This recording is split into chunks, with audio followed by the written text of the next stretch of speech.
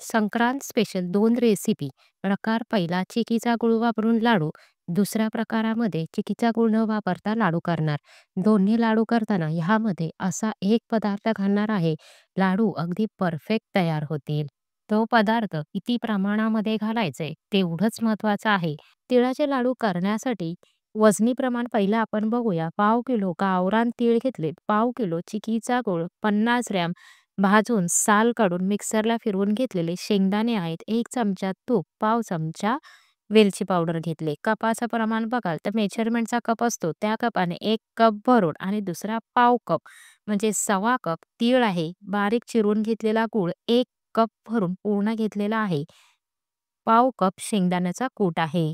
हे झालं कपाचं प्रमाण. तीळ आता पहिले भाजून घ्यायचे. गॅस एकदम कमी ठेवायचा आहे.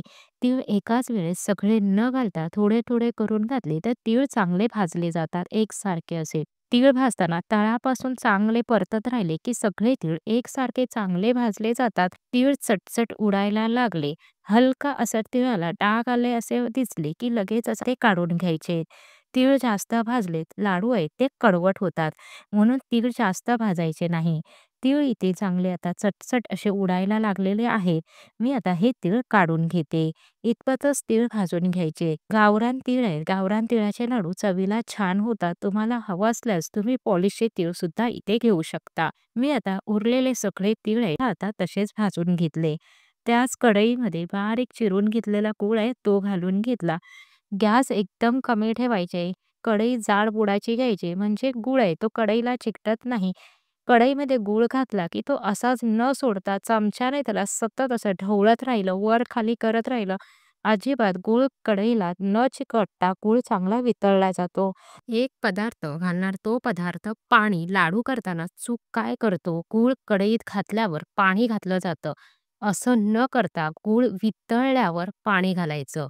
असं का करायचं ते पुढे सांगणार आहे. गूळ इथे पूर्णपणे वितळला गेलेला आहे. एकच उकळी आली की नंतर ह्यामध्ये 2 चमचे एवढं पाणी घालून घ्यायचंय. चिकीचा गूळ आहे त्यामुळे त्याचा पाक करायचा नाही. जर पाक करायला गेला तर लाडू कडक होतील. गुळाला फक्त एकच उकळी आल्यावर चिकीचा गूळ आहे म्हणून 2 चमचे पाणी घातलं. पाणी घातल्या घातल्या गुळाला किती चांगला फेस आला. 1 चमचा तूप घालून घेतले. तूप घातल्यामुळे लाडूला चकाकी छान येते. तूप आवडत नसल्यास स्किप केलं तरी सुद्धा चालेल. तीळ, शेंगदाणे आणि वेलची पावडर घालून घेतली.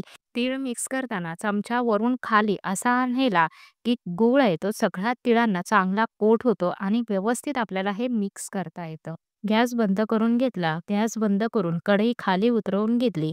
कढईमध्येच थोडं थोडं मिश्रण घेऊन लाडू करायचे नाही तर एका प्लेटमध्ये ताटामध्ये थोडं लाडूचं मिश्रण काढून घ्यायचंय. उरलेलं मिश्रण जे आहे ते कढईत तसंच ठेवायचं आणि कढई गॅसवर ठेवायची. गॅसचा बर्नर आणि कढई दोन्ही गरम असल्यामुळे मिश्रण लवकर थंड होत नाही आणि लाडू अगदी आपल्याला पटापट वळता येतात. चमच्याने लाडूचं मिश्रण थोडं थोडं असं साईडला करून घेतलं की जास्तीची वाफ आहे ती निघून जाते आणि लाडू आपल्याला बांधताना हाताला चटका लागत नाही. पण तुम्हाला वाटत असेल की हाताला तरी सुद्धा चटका लागतोय तर एखाद्या प्लेटमध्ये फ्रीजमधलं किंवा माठातलं थंड पाणी घ्या. हाताला पाणी जास्त न लावता अगदी किंचितसा हात ओला करून घ्या आणि लाडू बांधा. अजिबात हाताला चटका लागणार नाही. लाडू सहज बांधता येईल. तुम्ही बघा तूप घातलं होतं 1 चमचा त्यामुळे लाडूला किती चकाकी आलेली आहे. यासाठी आपल्याला गुळामध्ये 1 चमचा तूप घालून घ्यायचंय.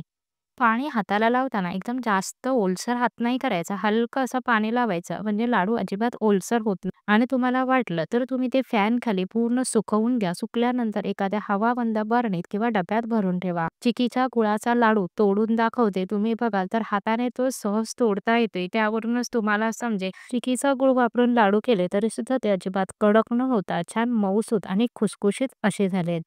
प्रकार दुसरा चिकीचा गूळ न वापरता लाडू. ते वजनी प्रमाणात पाव किलो गावरान तीळ घेतले. कपाने मी तुम्हाला इथे मोजून दाखवत आहे. पहिला हा 1 कप, नंतर पाव कप, सव्वा कप एवढा इथे तीळ झालेले आहेत आपले. त्याच कपाने तुम्ही बघाल तर पाव कप इथे मी शेंगदाणे घेतले. शेंगदाणे भाजून साल काढून घेतलेले आहे. शेंगदाणे मी हे मिक्सरला फिरवले नाही. एका बाउलमध्ये हे शेंगदाणे काढून घेते. त्याच कपाने अगदी बारीक केलेला गूळ मी कच्चा असा चांगला भरून घेतलाय म्हणजे पाव कप एवढा इथे गूळ घेतलाय. 1 चमचा मी इथे तूप घेतलेलं आहे. शेंगदाणे भाजताना ओला हात करून शेंगदाण्याला ओला हात चांगला चोळून घ्या. एकदम पण जास्त ओला नाही, फक्त हात पाण्यात बुडवायचा. त्यानंतर तो हात शेंगदाण्यांना चोळून घ्यायचा आणि नंतर शेंगदाणे भाजायचं. शेंगदाणे भाजताना चांगले फुटले जातात. शेंगदाण्याची साल आहे ना, ती सहज निघते. लाडू करताना शेंगदाणे चांगले भाजून घ्या, म्हणजे लाडू जास्त दिवस छान टिकतील. कॉटनच्या कपड्यावरती शेंगदाणे पसरून घातले. खलबत्त्याच्या दांड्याने हलकं-हलकं मी असं चेचून वरून घेत आहे. तुम्ही लाटणीने सुद्धा करू शकता.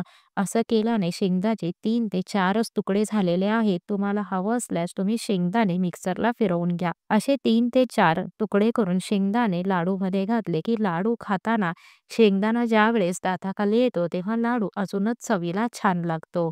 कढई मोठी घेतलेली आहे, त्यामुळे पाव किलो तीळ एकाच वेळेस घालून घेतले. पण तुमची कढई जर लहान असेल तर एकाच वेळेस सगळे तीळ घालू नका. थोडे-थोडे करून भाजा, म्हणजे तीळ चांगले एकसारखे भाजले जातील.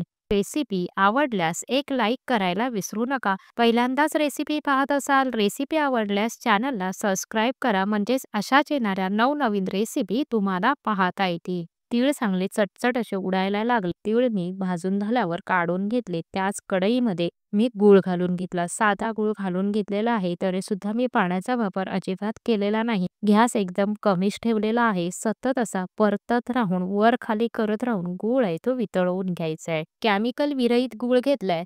तुम्ही पिवळा गूळ येतो ना, तो घेतला तरी सुद्धा चालेल. ह्या गुळाने लाडूला थोडासा असा ब्राऊन कलर येतो आणि जो पिवळा गूळ आहे त्याने लाडूला असा पिवळसर आणि सफेद असा रंग आहे. तुमच्या आवडीनुसार कोणताही गूळ लाडू करण्यासाठी तुम्ही घेऊ शकता.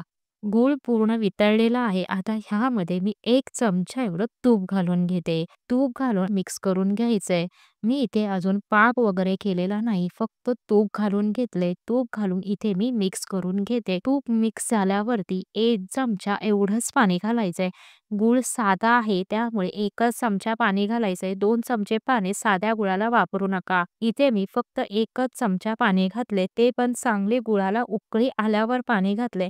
पाणी घातल्यावर तुम्ही बघितलंच असेल किती फेस असा यायला लागलेला आहे. गूळ एकदम हलका झालेला आहे. ह्यासाठीच आपल्याला पाणी आहे ते नंतर घालायचंय. तर गुळाला उकळी एक आली की नंतर पाणी घालून घ्या. चिकीचा गुळाचा पाक केला नव्हता, पण साध्या गुळाचा पाक करायचा आहे, म्हणजे लाडू चांगले तयार होतील. इथे तुम्ही बघाल तर हा साध्या गुळाचा पाक करताना सुद्धा तो असा पहिला जेलीसारखा तयार झाला पाहिजे आणि नंतर त्याची गोळी तयार झाली पाहिजे. तुम्ही बघितलंच असेल, मी ओढून बघितला तर जेलीसारखा होता. गोळी केली तर चांगली गोळी तयार झालेली आहे. तुम्ही ही गुळाची गोळी स्टीलच्या ताटलीवर टाकल्या तर हलका आवाज येईल. असा लाडू जास्त कडक होत नाही. हलका असा तो छान मऊसूत आणि खुसखुशीत होतो. तुम्हाला जर कडक लाडू हवे असतील तर गूळ आहे तो अजून थोडासा शिजवून घ्या 1 ते 2 मिनिटं. इथे गॅस बंद करून घेतला. तीळ, शेंगदाणे आणि वेलची पावडर घालून मिक्स करून घेतलंय. मिक्स करताना चांगलं मिक्स करायचं. गूळ आहे तो चांगला तिळाला कोट झाला पाहिजे.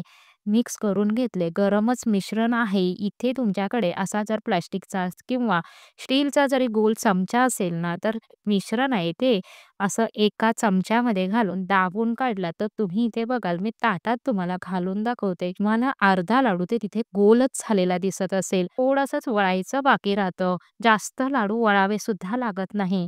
असे तुम्ही लाडू एका साईजमध्ये सगळे करू शकता. लहान, मोठे तुम्हाला ज्या साईजमध्ये हवे आहे तसा लहान मोठा चमचा घेऊन तुम्ही लाडू करू शकता. इथे आता पहिलं आपल्याला असे सगळे आधी काढून घ्यायचे, म्हणजे जास्तीची वाफ आहे ती सुद्धा निघून जाते. हाताला अजिबात चटका लागत नाही. ह्या पद्धतीत सुद्धा तुम्ही लाडू वळू शकता. कढई मी गॅसवरच ठेवली. गॅस गरम आहे, त्यामुळे मिश्रण लगेच थंड होत नाही. प्लेटमध्ये थंड फ्रीजमधलं पाणी घ्यायचंय. माठातलं थंड पाणी घेतलं तरी सुद्धा चालेल. किंचितसं हाताला लावायचं आणि अगदी लाडू पटापट वळून घ्यायचे.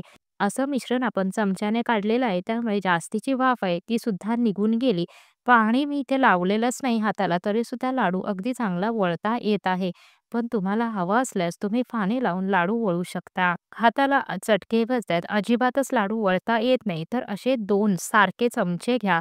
मिश्रण एका चमच्यामध्ये ठेवा लाडूचं आणि दुसरा चमचा त्या चमच्यावरती ठेवून हलकं असं हलवून घ्या. टॅप करा. बघू शकता लाडू अगदी छान गोल गरगरीत असा वळला गेलेला आहे. मी आता इथे सगळे लाडू करून घेतले. कढई बघाल तर अजिबात कढईला मिश्रण जराही चिकटलेलं नाही. कढई मी गॅसवरच ठेवली होती. जसं लागेल तसं थोडं-थोडं मिश्रण काढून लाडू करून घेतले.